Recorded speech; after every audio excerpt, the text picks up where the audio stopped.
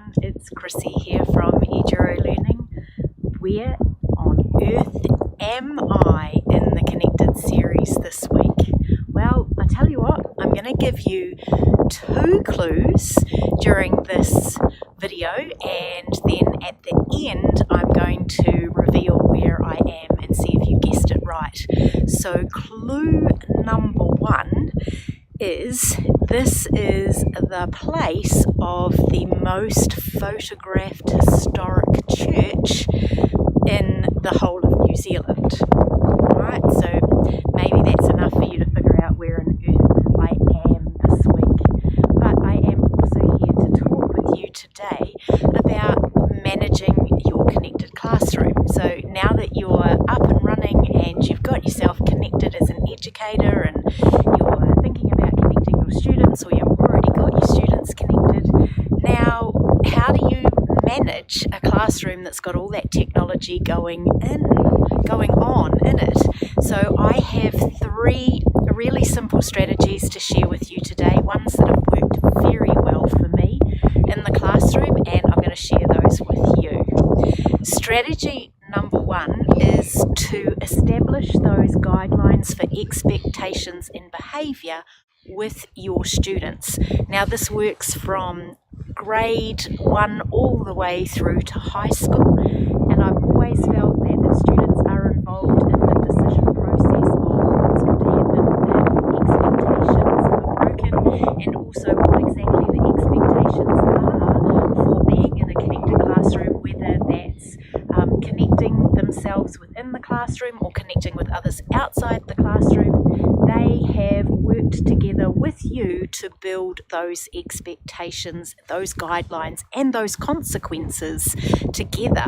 And I have always believed that I've had less issues when I've done this than when I've just created the rules myself, because there's been a whole discussion involved around it and my students have felt part of the process. What I've also found is that when you involve students in this process, they're often a lot harder on themselves with the consequences than you ever would be.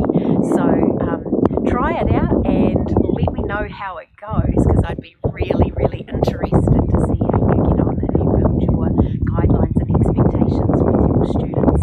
So that's strategy number 1. Strategy number 2 is to use techsperts and tech breaks in your classroom. Techsperts are having 4, 5 or 6 students who feel really confident about helping others when they get stuck, and that takes the pressure off you being the expert in the room. I often ask students who feels comfortable being the expert in a particular thing, not necessarily just a tool, but also in a particular skill, say like inserting an image in a blog post, and I have those experts that everyone else in the classroom knows that that's the person that you can go to, or they are the people that you can go to if you get stuck, and kind of like ask 3 before me, so they're not coming to me straight away and disturbing me if I happen to be conferencing with another student or I'm busy with a small group. So using techsperts. And the other thing that was kind of a twist on the techsperts was tech breaks. And with tech breaks, that means that not having an actual break from the technology, but with older students, particularly those that carry their phones with them and seem rather connected to their devices, but actually having a legitimate tech break where they are allowed in class time to check their phones, check their social media, check their emails, do whatever it is that they would like to do, but it's legitimate. And so I have found with much older high school students, they really appreciated having a tech break on the hour and a half, or at the end of that 45-minute or 50-minute period, or having a tech break at the almost just before lunch, or halfway through the afternoon. So 1 break in the morning and 1 break in the afternoon, and I found that worked really well with the older students. So that's strategy number 2. It's kind of like 2A and 2B. So that's tech experts and tech breaks. Just going back to the tech experts, I forgot to mention that if I don't have anyone who feels confident being the tech expert for something, then I will actually take a group aside of 3 or 4 students and I will teach them that skill or that tool, and then they are the experts to go forth and help me support others in the classroom that might be having trouble. With really, really young kindergartners, I've worked with a classroom teacher who had kinders who had tech angels, and what she did was she had parent help and she trained these parents and asked me to help her train some of them and give them a few skills so that they could come into the classroom and be tech angels for her little ones when they were using technology in the classroom. So tech experts, tech angels, tech breaks, they all work no matter which range of student age you have in your connected classroom. Have you guessed where I am yet? I'm almost ready to give you clue number 2.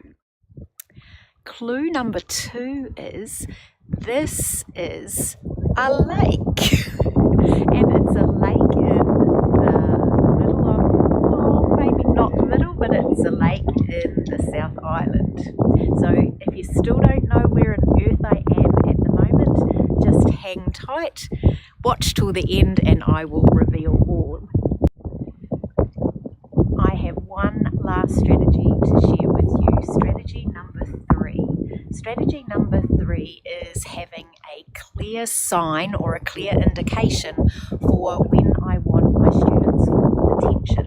Now I call it lids at 45, and that's because I had laptops in my classroom with students.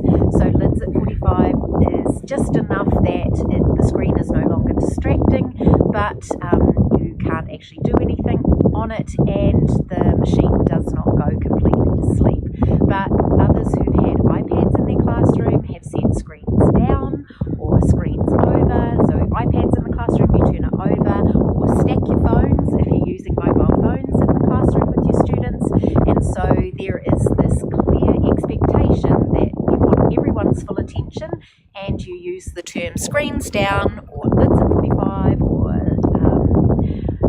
devices over, whatever it is that works for you. Perhaps you and your students could come up with some sort of phrase that everyone knows what it means, and even your substitute or relief teachers can use it, and that just is that really well and that very clear guideline to your students that you need their full attention and they should not be on their screens. If you use screens down or screens at 45, then it's very easy to see who's not paying attention. So that was strategy number 3 for managing a connected classroom. 3 really simple strategies that work very well for me, and I'll just quickly say them again in case you've just joined us. And that is strategy number 1 was build your classroom guidelines and expectations for being in a connected classroom together with your students.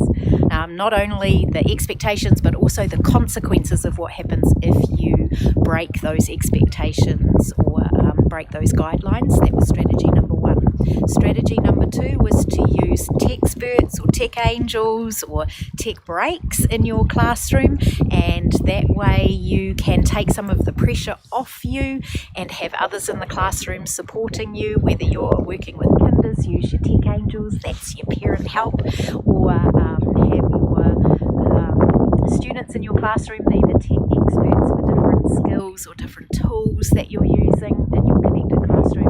And tech breaks for the older ones, let them have a legitimate 2, 3, maybe 4 minutes where they can legitimately check their phones without getting in trouble, so that you help them deal with that disconnected feel that they really don't like when they have access to their devices. So those were my top strategies for managing a connected classroom. Don't forget, you can check out what else we have on our blog and on our website for managing a connected classroom. That's edurolearning.com/connected.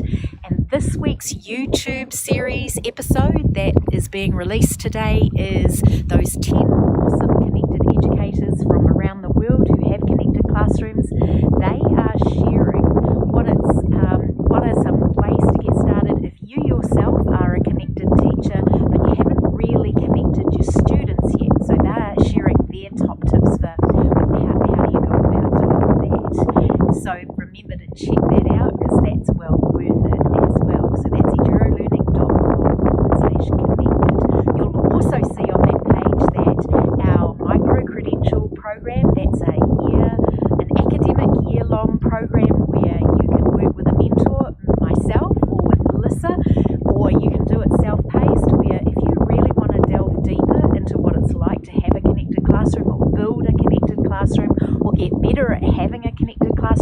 then this micro-credential program is for you. We have got some amazing courses with resources and mentor support.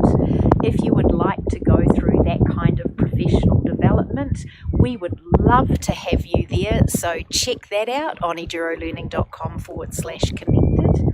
And lastly, as I promised, I will let you know that in the background there is Mount Cook or Aoraki, and I am at Lake Tekapo. I'm just going to let you take in the beautiful lapping water, still some snow on those beautiful mountains behind me,